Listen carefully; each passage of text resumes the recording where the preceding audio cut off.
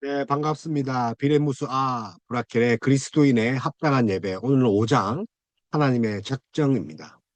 작정. 그래서 하나님은 그 질서 있게 우리를 통치하시고 또 우리를 보호하시고 계십니다. 아무렇게나 하지 않는 거죠. 그걸 방종이라 하잖아요. 자, 이 세상에 아무렇게나 방치돼서 그냥 움직이는 것이 있습니까? 하다못해 지구, 또 태양, 또 은하계, 이 태양계를 봐도 공정과 자전이라는 질서 속에 있습니다. 근데 그 질서를 벗어나면 어떻게 됩니까? 죽죠. 왜 그렇습니까? 행성과 행성이 마주치게 되고, 그리고 자리 잡은 것에서 이탈하게 되면 결국은 그것이 죽음으로 다가옵니다. 자, 하나님 작정도 질서 아래 있는 거죠. 눈에 보이지 않지만 산소가 눈에 보이지 않고 또 여러 가지 보이지 않는 것들에 의해서 운행되고 있는데 그것을 없다고 할 수는 없죠. 생명이 눈에 보이지 않는데 생명이 없다고 할 수는 없는 것처럼 모든 것은 하나님의 섭리 안에 있습니다.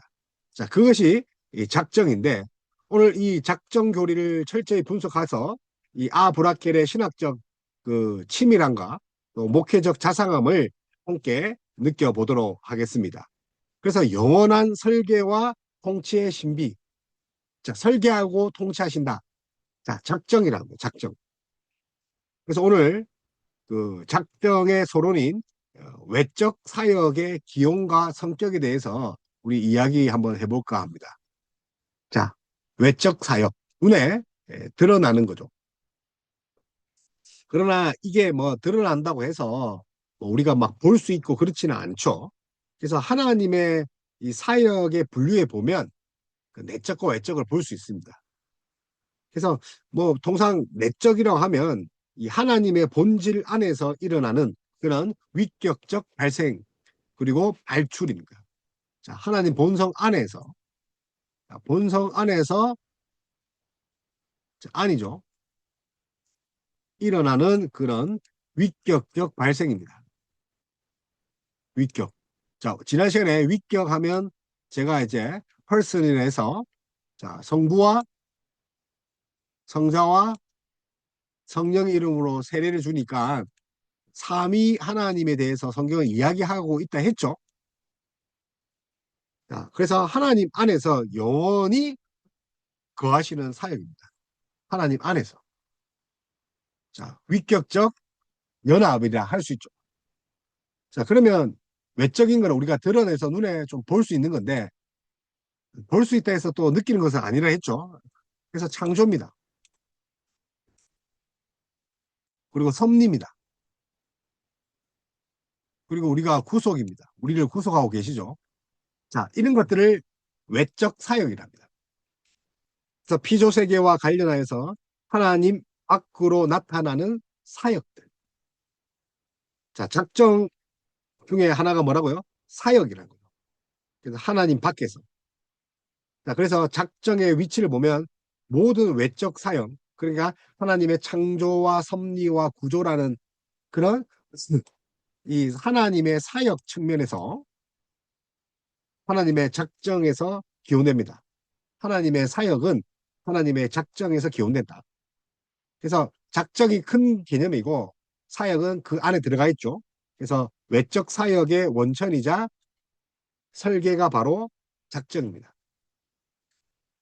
자, 사역의 원천이자 근원이죠. 그리고 설계도. 그게 뭡니까? 하나님의 작정이죠. 작정. 그래서 디크리스가 뭐냐고 하면 내적과 외적이 있는데 내적은 하나님 본성 안에 있는 삼위연합의 그런 사역이고 외적이란 거는 창조와 섭리와 구속과 같은 그런 하나님의 그런 사역들을 말한다. 자, 그러면 왜 그 하나님이 작정을 하셨습니까? 하나님은 만물을 창조할 필요가 없잖아요. 그럼에도 불구하고 그렇게 한 이유는 피조물은 하나님의 영광이나 행복에 아무도 뭔가 보탬이 되거나 도움이 안 되는 거죠. 스스로 자존하시고 또 스스로 지존하시고 스스로 자족하신 그 분께서 우리를 만드신 이유가 뭡니까? 자, 창조할 필요가 없어요. 하나님은 스스로 자족하신, 만족하시는 분이란 말이에요. 그래서 하나님이 작정하신 이유는 오직 그분의 무한한 선하심을 피조물에게 전달해요. 자, 무한하심을 전달한다니까요. 자, 다시 말하면 우리는 선물이라 하잖아요. 자, 우리가 창조, 섭리, 구속 이런 거 선물이잖아요. 우리의 그냥 주심이죠. 자, 우리도 하나님께 드리죠. 근데 하나님이 먼저 주셨단 말이에요. 그, 그. 그래서 전달한 걸 그런 말로 우리를 복되게 하셨다는 거죠. 자, 이게 하나님의 뜻입니다. 하나님의 무한성을 우리에게 주심으로 우리를 복되게 하는 것이 하나님의 그 기쁘신 뜻이라니까요. 그래서 그 피조세계 만물은 하나님의 속성들을 나타내는 그런 어떻게 보면 어, 하나님의 속성은 우리가 받음으로 드러나는 거죠. 원래 이제 드러나는데 우리가 받음으로 선명하게 된다니까요. 물론 우리가 안 받아도 창조와 섭리와 구속은 항상 있죠. 근데 우리가 받음으로 우리가 알 수 있다니까요. 받아야 되는 것이 아니라 받음으로 그걸 누리면서 복을 누리면서 우리를 깨닫게 한다 그 말이에요. 그래서 하나님의 속성, 권능과 지혜와 인애와 공의, 궁율, 사랑 뭐 이런 것들을 사실은 영광의 현실이라고 합니다. 자, 그래서 하나님의 그런 작정들은 결국은 누굴 위한 겁니까? 하나님을 위한 것인데 우리에게 주신다는 거예요. 그래서 하나님께서 자기의 뜻에 조언을 따라 자기의 영광을 위하여 장차 일어날 모든 일을 영원한 가운데 미리 정하신 불변하는 계획이죠. 그래서 이 중요한 거는 작정이 뭐냐면 불변한 계획이죠. 작정은 뭐라고요? 디크리즈가 뭐라고요? 계획이다. 그래서 뭐 오해할 것이 없이라 없이 이런 하나님의 그 디크리즈는 하나님의 불변하신 계획이 있죠. 그러니까 안전하지 않습니까? 하나님은 그 후회하지 않으신다. 그러니까 신실하고 변함이 없다. 그러니까 후회가 없다는 거죠. 이걸 선택해도 후회가 없다. 변하지 않는다는 거죠. 그래서 하나님이 뜻대로 자기 영광을 위하여 장차 일어날 모든 일을 영원 가운데 미리 정하셨다. 불변한 계획이다. 그러니까 작정은 영원성과 자유성과 지혜성과 단일성과 불변성이 있죠. 이 모두가 하나님 속성이잖아요. 그래서 작정은 시간 속에서 만들어지는 것이 아니다. 자, 시간대로 착착 진행되는 게 아니란 말이에요. 우리가 인간이 시간과 공간 안에, 시공간 안에 있으니까 뭔가 순서대로 되는 것처럼 보이지만 그렇지 않죠. 우리가 이제 구원의 여정을 이렇게 보면 하나님이 이제 택하신 이를 부르신 이들에게 믿음을 주셔서 어렵다 하시고, 어렵다 하신 일을 이제 우리가 이제 어떻게 합니까? 중생하게 하시죠. 중생한 자를 그 성화를 시키고, 성화시킨 자를 영화시키죠. 뭐 그런 것들이 사실 시간적 순서가 아니라 우리는 논리적 순서라고 배운 거죠. 왜 논리라고 합니까? 하나님의 영원성에 있어서 시간은 없다니까요. 그래서 작정은 시간 속에 만들어진 것이 아니라 하나님은 영원 전부터 모든 것을 한 번에 작정했단 말이에요. 그러니 작정은 외부의 강요나 필요에 의해 이루어지는 것이 아니라는 거죠. 전적으로 하나님의 자유로운 기쁘신 뜻이다. 이 자유성이라는 것은 하나님의 뜻이라니까요. 얽매이지 않는다니까요. 억압받지 않는다는 거죠. 그래서 이 작정은 맹목적인 결정이 아니라 가장 탁월한 목적을 위해 가장 적절한 수단을 선택하시는 하나님의 무한한 지혜의 산물이죠. 그게 완전하다. 후회가 없다는 거죠. 완전하다. 하나님의 탁월한 목적을 위해 가장 적절한 수단을 선택하신다. 자, 하나님의 완벽한 수단으로서의 작정이죠. 그분이 영광 받으십니다. 그러니까 수많은 사건이 작정되지만 하나님의 작정 단위는 단 한 가지라는 거죠. 모든 사건은 유기적으로 연결되어 있지만 하나의 거대한 계획이죠.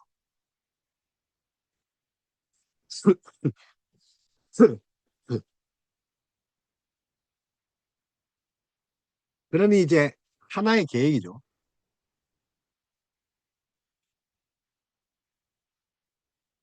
근데 그 계획은 하나니까 변할 수가 없죠. 시간이 지나도, 그죠? 작정은 결코 취소되지 않는다. 변경되지 않는다. 자, 하나님의 작정은 취소와 변경이 없죠.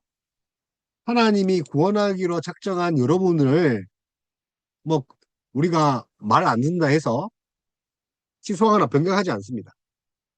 하나님의 지식이 부족하거나 권능이 부족하여 계획을 수정하는 일은 없단 말입니다. 하나님이 우리가 죄 짓는 거 모르겠습니까? 그래도 하나님은 아직 우리를 붙잡고 계신다. 그 말이 무슨 말입니까? 취소되거나 변경되지 않는다는 거죠.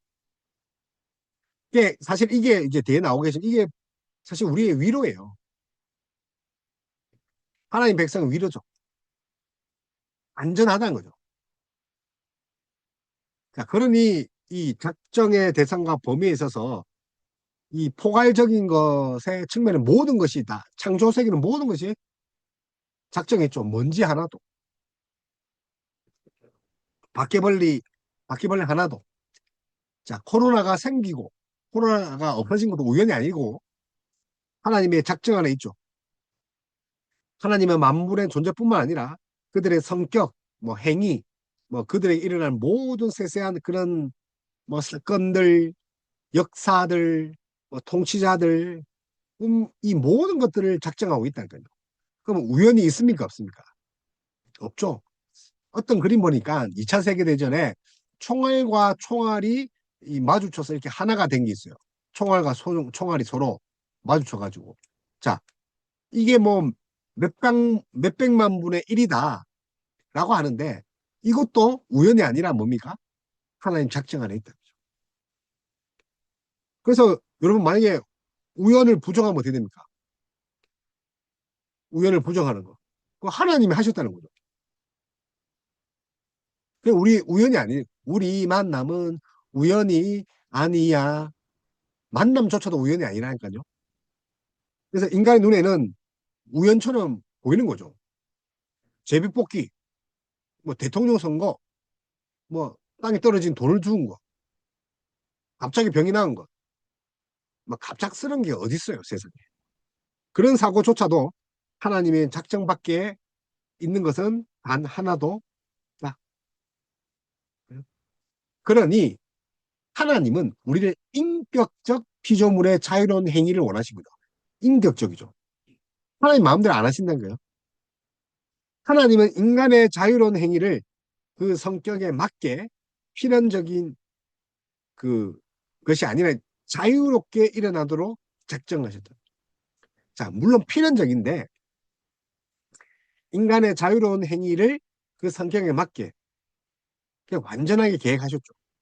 무슨 말이냐면 인간의 의지를 파괴하지 않은 채로 오히려 인간이 자신의 본성에 따라 자유롭게 선택하고 행동하도록 보장하시면서도 하나님의 작정 안에 있다. 우리가 열심히 하면 시험 통과하잖아요. 자, 인간의 자유죠. 열심히 하지 않으면 떨어지고. 근데 그게 하나님 작정 안에 있다는 거죠. 우리의 의지와 우리의 행동에 침해되지 않으면서도 하나님 작정 안에 있다는 거죠. 신기하죠? 그래서 인격적이라 하는 거죠. 그래서 지금 뭐 공상정권이 공산당이 그 교회 폐쇄법을 통과하는 것도 사실 하나님 작정 안에 있는 거죠. 나라를 폐하고 나라를 세우고 왕을 세우기도 하는 것들, 나라와 왕 모든 것이 역사가 하나님 주권 안에 있다니까요. 그래서 이 신학적으로 가장 난해 중에 하나가 죄의 작정을 이게 둘 수 있죠. 죄. 그러면 하나님이 죄까지도 이렇게 허용했다. 그래서 이제 그 그러면 하나님이 와, 저 사람을 내가 저 인간이 우리 부모를 죽였는데 하나님은 죄의 조성자네. 조성자. 하나님이 죄를 만드신 분 아닙니까? 그렇게 이야기할 수 있잖아요. 하나님이 전쟁범이네. 전범이네. 지금 이란과 미국이 뭐 러시아와 우크라이나가 전쟁하는데 이거 하나님이 만들었네. 하나님이 전범자네. 라고 할 수 있죠. 그러나 제가 발생하는 것은 단순히 방치하신 것이 아니라 제가 일어날 것을 특정하셨다. 자, 이것을 이제 크게 보면 이제 허용적 작정이죠.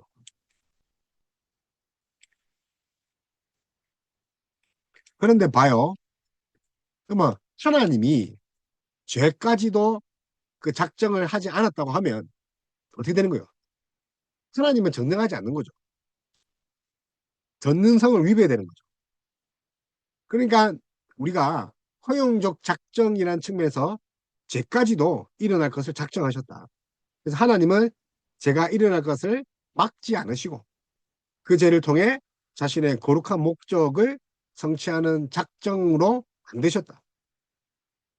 그러면 이 죄의 재앙과 통제를 어떻게 봐야 되냐?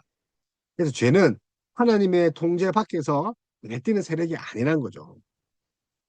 자, 세상의 공산화되죠. 다원주의 되는 것. 하나님 작정 안에 있다는 거죠. 자, 배교. 하나님 작정 안에 있었어요. 하나님은 죄의 시작과 범위, 그 결과의 한계를 정하시는 분입니다. 최종적으로 죄를 심판하시면서 자신의 공의를 또 나타내시고 그런 분입니다. 그렇게 이제 하나님이 이렇게 말씀하시는데 지금 여기서 이제 칼빈의 이야기를 좀 하자면 오해할 수 있는 게 자, 태양이 있어요. 자, 지구가 있단 말이에요. 자, 지구에 어떤 사람이 여기에 이제 옥수수를 갖다 놨대요. 그릇에. 자, 하나님이 이게 빛을 비추죠. 자, 빛을 비췄는데 옥수수가 어떻게 되죠? 부패하게 되는 거죠. 자, 옥수수가 상하고 곰팡이가 피는 것은 뭐 때문입니까? 빛 때문입니까?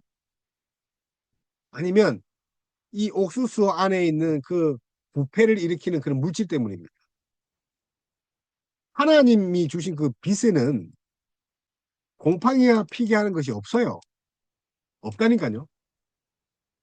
만물을 소생하고 또 만물 자라게 하는 게 빛이만, 빛이죠.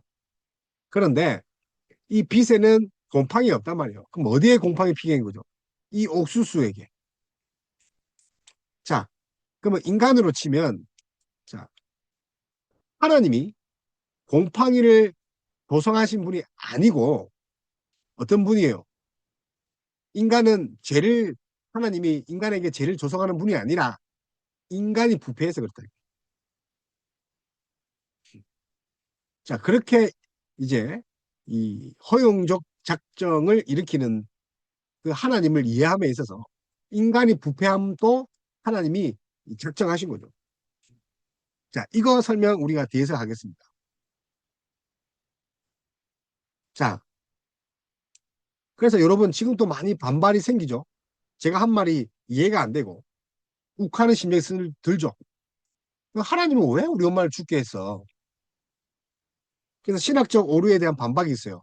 자, 알미니안 그들이 조건적 작정과 그런 것들을 이제 부정하고 또 소키니안 소시안더들도 비판하는 것이 뭐냐면 이 아르미누스 알미니안주의 이 학자들은 하나님의 작정이 인간의 믿음이나 선행을 미리 보시고 결정하신다는 거예요. 그래서 우리가 뭐라고 하면 예지예정, 아죠? 하나님이 이 인간이 나중에 배교할 것이다. 이런 것을 다 알고 결정하신다는 거예요. 다시 말하면 인간의 믿음이나 선행을 미리 보시고 결정하신 이 조건적이라고 이렇게 주장합니다. 그래서 이걸 조건적 작전이죠. 미리 아시고, 자, 그렇게 되면 만약 작정이 조건이라면 이 사람이 믿고 안 믿고가 뭐가 되는 거예요? 이거 행위가 되잖아요. 그러면 행위 구원이 되잖아요. 우리 은혜 언약이고 은혜 구원인데 하나님은 얘가 믿고 안 믿고와 상관없이 은혜가 되는 거죠. 행위가 은혜, 행위가 구원의 조건이 된다면 은혜는 은혜 되지 못하는 거죠. 은혜가 은혜 되기 위해서 죄임에도 하나님이 죄인이 아니다 하는 거죠. 믿음이 없어도 하나님이 구원하시는 거죠. 그래서 만약 작정이 조건이라면 하나님의 주권과 독립성은 파괴되는 거죠. 주권과. 왜냐하면 하나님이 구원하시는 것은 전적인 하나님 주권이에요. 근데 우리가 믿고 안 믿고, 자, 조건적.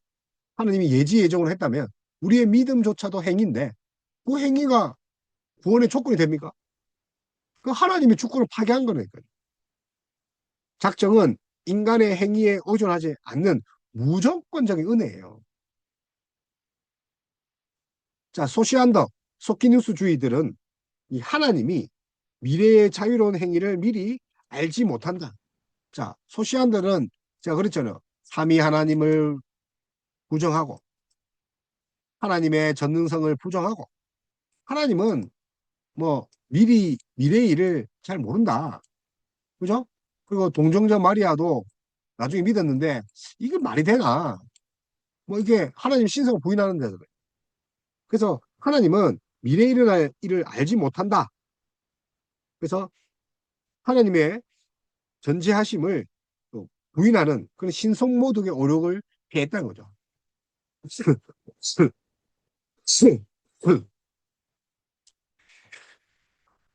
그래서 그런 부분들은 인간이 이루어 가면 된다. 그 소시안더가 이야기했잖아요. 그래서 이제 하나님의 그 작정의 그런 것들 우리가 다시 한번 보면 제가 다시 돌아온 이유가 뭐냐면 이 작정이 뭐라는 거예요. 이 정의가 중요하죠. 작정이 뭡니까? 하나님의 계획이랬죠. 전적인 하나님의 주권이란 말이에요. 그러니까 저 사람이 죽든 저 사람이 죄를 지하든 저 사람이 범죄를 지하든 우리가 뭡니까? 그 하나님 주권 안에 있다는 거죠. 하나님이 자기 뜻대로 자기 영광을 위해서 장차 일어날 모든 것들을 하고 계시다. 그래서 영원성, 자율성, 지혜성, 단위성, 불변성이 있죠. 그러니까 이거를 훼손시키면 결국 하나님의 그런 주권을 훼손시키는 거죠. 그럼 우리는 어떻게 받아들여야 되냐? 자, 자, 하나님의 그 뜻대로 모든 것이 이제 작정 안에 있고 이 세상에 우연은 없다. 심지어 죄까지도 하나님이 작정 안에 있다. 자, 이것은요, 정말 성도의 실제적인 삶에 연관되어 있단 말이에요. 성도의. 왜냐하면 지금 일어나는 환란과 그런 지금 일어나는 그런 나의 고민들, 문제들, 이런 것들이 하나님 섭리 안에 있다는 거죠. 우연이 아니라 모든 고난과 역경, 심지어 뭐 순교까지도 하나님의 영원한 작정 안에 있기 때문에 신자는 세상이 줄 수 없는 그런 완전한 평안을 누릴 수 있죠. 위로가 되는 거죠. 하나님이 뜻이 이루어지는 거죠. 심지어 순교조차도. 그래서 하나님 뜻이 이루어지고 있다는 거죠. 아, 우연이 아니구나. 내가 대학 떨어진 것. 우연이 아니네. 그래서 이게 우리가 뭐 숙명론, 뭐 그런 거 있죠. 어? 우리의 숙명론이다. 어쩔 수 없이 받아들이자. 그게 아니고, 신뢰하자는 거예요. 그리고 그 정말 하나님의 뜻을 내가 믿고 순종하겠다는 고백이 필요한 거예요. 그래서 신자의 삶에 일어나는 모든 뭐 경제적, 사회적 상황은 하나님의 지혜로운 작정과 작정의 결과를. 그래서 지금 기름값이 오르고 또 뭐 공상 조건이 우리를 억압해도 하나님은 살아계시다는 게 위로가 돼야 됩니다. 북한에 있는 지하교회 성도들, 그 김정은 치하에 하나님의 작정이 위로와 평강이 된다는 거죠. 그러니 이제 어떻게 됩니까? 거대한 하나님의 작정 안에 우리가 있으니까 우리의 계획이 무너질 때 그것이 하나님이 더 나은 작정 때문임을 인정하고 겸손히 복종해야 돼요. 셀프 디나이. 내 뜻이 아니라, 나의 의가 아니라. 그래서 모든 선한 성취가 자신의 노력이 아닌 하나님의 영원한 계획과 은혜의 산물임을 이제 알아야 되는 거죠. 은혜의 산물. 그러니까 감사하고 있는 거죠.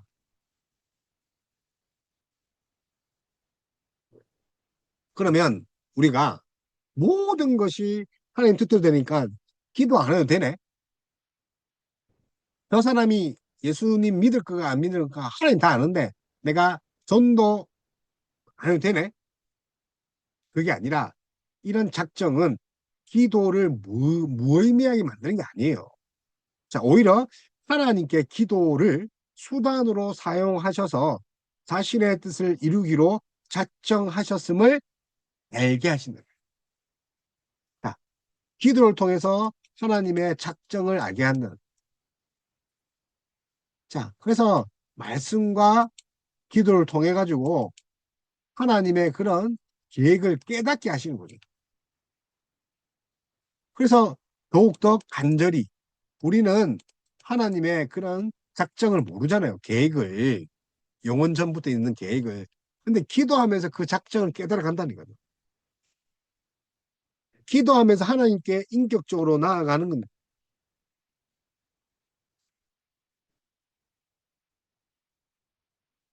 그러니까 이 하나님의 이런 작정들, 그죠? 이 작정들은 이 결정론이 아닙니다. 숙명론이 아니란 말이에요.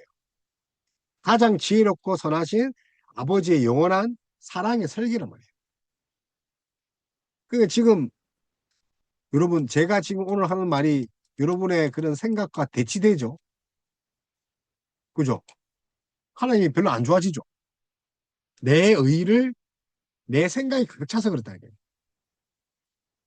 작정의 그런 근본은 사랑의 설계도예요. 가장 지혜롭고 선하신 하나님.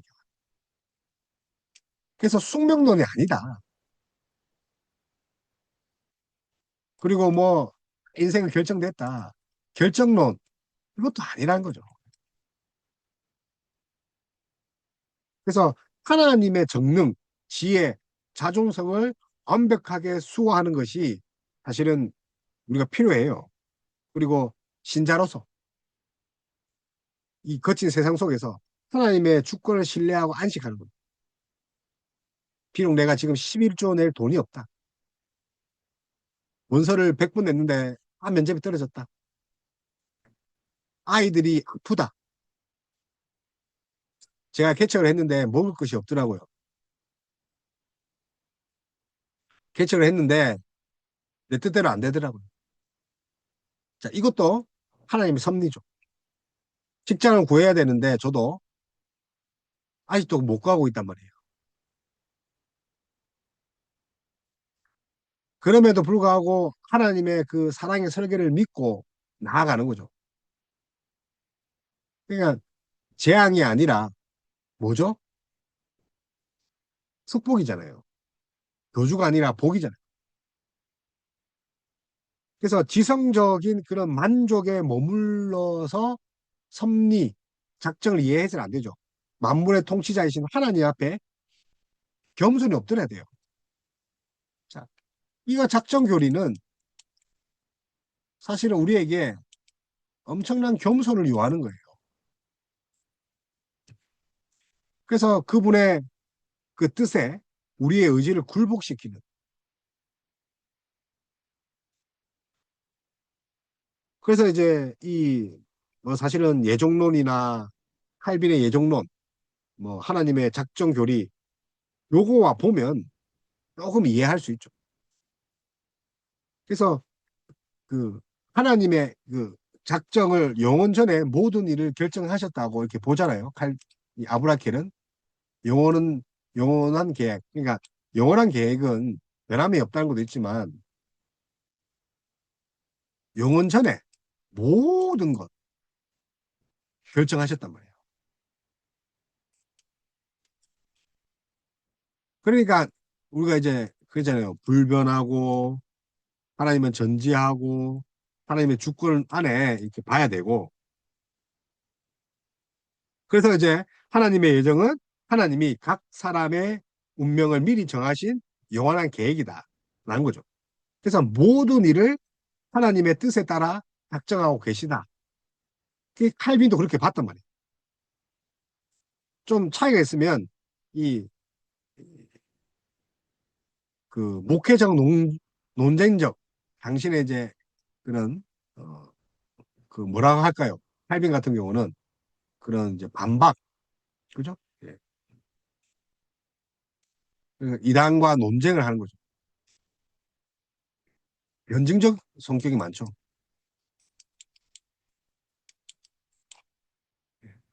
그리고 브라케는 이제 속성과 정의에 대해서 우리 하나님 그 작정의 정의에 대해서 있죠. 모든 것을 계획하셨다. 영원 전에. 자, 속성에 대해서 불변하고 뭐 그런 이야기를 했죠. 그래서 이제 하나님의 작정은 뭐 사실 모든 것이니까 구체적으로 말하면 뭐 우주, 역사, 인간의 행동이죠. 그래서 이 세상에 우연은 없으며 모든 것은 하나님 섭리 안에 있다. 하나님은 가장 작은 일까지도 우리의 그 숨 쉬고 또 우리가 소변 보고 대변 보고 우리가 트림하는 거 안개 끼는 것까지 하나님은 가장 작은 일까지도 다스리고 있다는 거예요.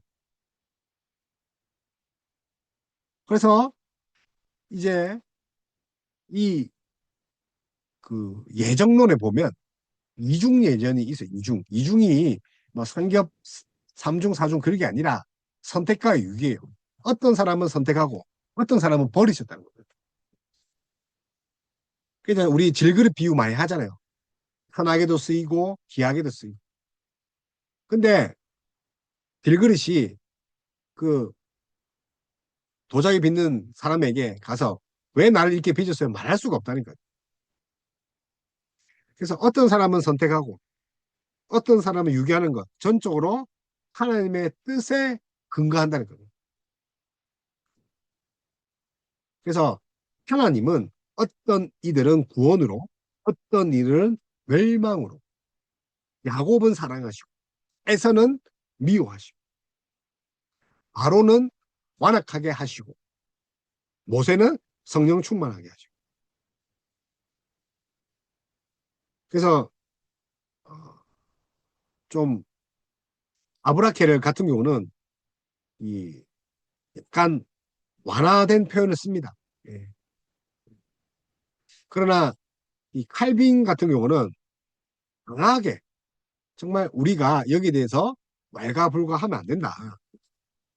그래서 유기는 하나님의 두려운 작정이다.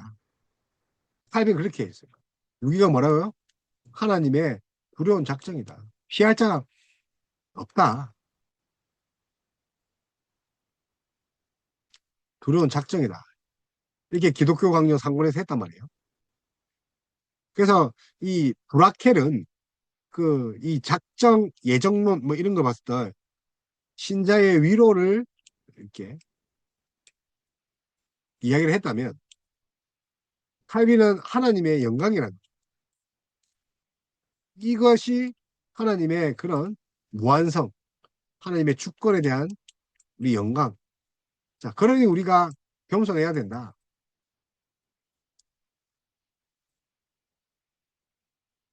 그죠? 그래서 이제 하나님의 작정과 인간의 책임에 보면 인간은 자발적으로 죄를 지을 뿐이다. 자발적으로. 우리가 이제 옥수수가 빛에 의해서 부패됐는데 그 빛이 부패하는 그런 성분이 있지 않았다는 거죠. 근데 인간이 뭐가 됐다고요? 스스로 부패했다는 거죠. 자발적으로. 그래서 인간은 자발적으로 죄를 짓지만 그 또한 하나님 뜻 안에 있다는 거죠. 하나님 뜻 안에 있는 거죠. 그래서 이제 뭐 이 부분에 대해서는 칼빈도 좀 신비로 남겨놨어요. 신비. 그래서 우리가 자발적으로 그죠? 우리가 의지적으로 죄를 향해 있죠. 자, 이것도 하나님의 뜻 안에 다 있단 말이에요. 그래서 이걸 조화로운 설명을 시도한 게 불확해지만 칼빈은 좀 신비로 남겨놨다는 거죠.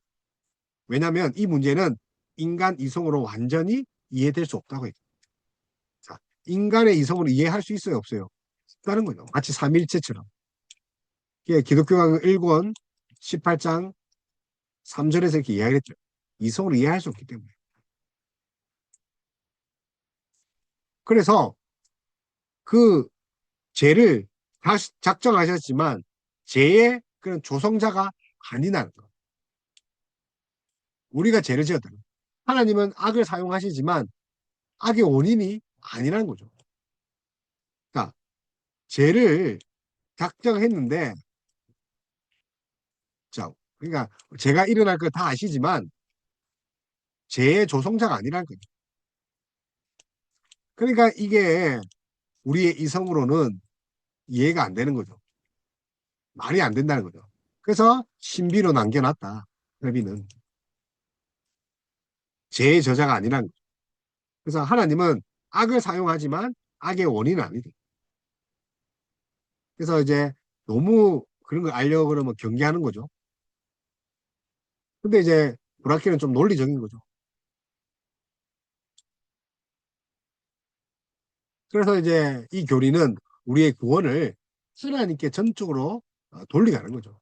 내 책임이 아니라. 그죠? 죄는 내 책임이지만 모든 것이 하나님 뜻이니까 하나님께 모든 것을 맡길 수 있는 거죠.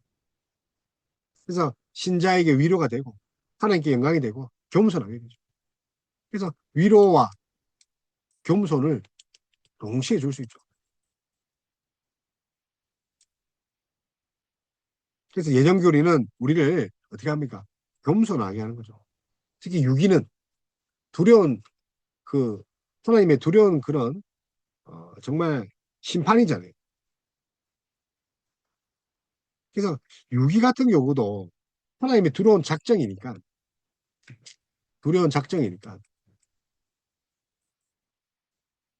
우리가 두렵고 떨림으로 살아야 되죠. 근데 믿음이 있으면 확신이 있으니까 그죠? 우리가 담대하게 살아갈 수 있죠. 이것 또한 하나님이 계획 아래 있다. 내가 실패했지만 하나님 계획이 있을 거야. 그게 믿음이라니까요. 딴 게 믿음이 아니고. 그래서 우리의 모든 구원을 하나님께 돌리는 거죠. 그래서 인간의 작정을 완전히 우리가 이해할 수는 없어요. 그래서 하나님의 비밀을 지나치게 파고드는 것은 위험하다. 자, 그래서 칼빈은 경계했다는 거죠. 그러니까 마치 뭐 그 성경의 천사에 대해서 이야기하지 않는데 천사에 대해서 알고 있으면 우리가 지옥에 갈 수 있다는 거죠.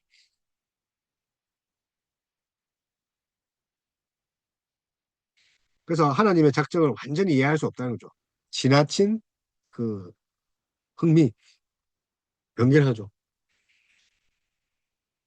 그래서 경건적 경고를 이제 했는데 하나님의 비밀을 지나치게 파고드는 것을 위험하다고 이렇게 칼빈도 이야기했지만 브라켓도 뭐 경건적 경고를 했고 강력한 금지 수준을 이렇게 이야기를 했다면 뭐 경건적으로 좋지 않다.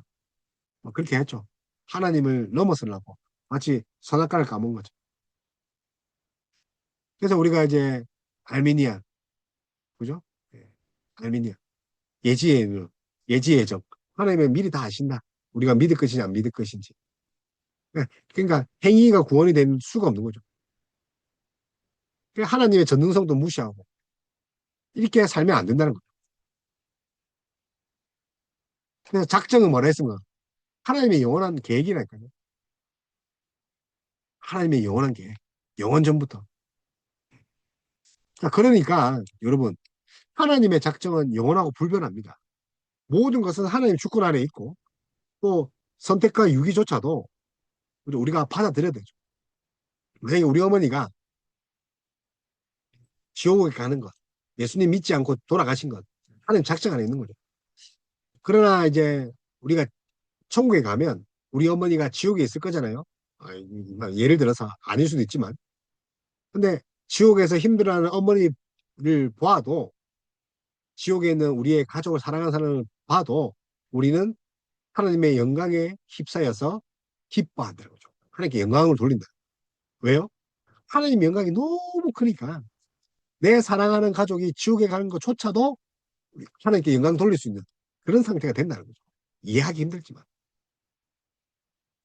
그래서 재조성자가 아니고 결국은 예정교리는 겸손과 위로로 받아들이는 거죠. 그래서 예정교리를 충실히 이제 이행한 게 이제 칼빈의 예정교리를 이제 브라켈이에요. 인간의 책임과 또 하나님의 주권의 구형을 받는 거죠. 그래서 죄는 우리 인간에게, 또 주권은 하나님께. 그래서 이게 위로가 돼야 된다는 거죠. 절대 주권 앞에 우리가 겸손히 엎드려야 되죠. 하나님 뜻은 모든 것의 궁극적인 제1원인이다. 그래서 우리는 하나님이 침묵하시는 곳에 말해서는 안 된다는 거죠. 그래서 좀 자제해야 되고, 또 이런 신비로운 예정론, 작정에 있어서 우리의 생각을 보태서는 안 된다는 거죠. 그래서 우리가 오늘 5장 그 작정에 대해서 한번 배워봤습니다.